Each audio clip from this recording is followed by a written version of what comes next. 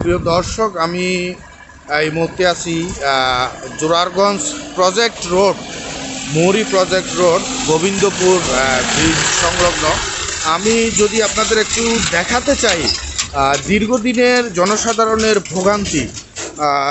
আসলে বেশ কয়েকবার এই রাস্তাটা নিয়ে যদিও নিউজ খবর পত্রিকায় লিখালিখিও হয়েছে, তারপরও কেন জানি এটা সংস্কারের কাজ এখনও হচ্ছে না।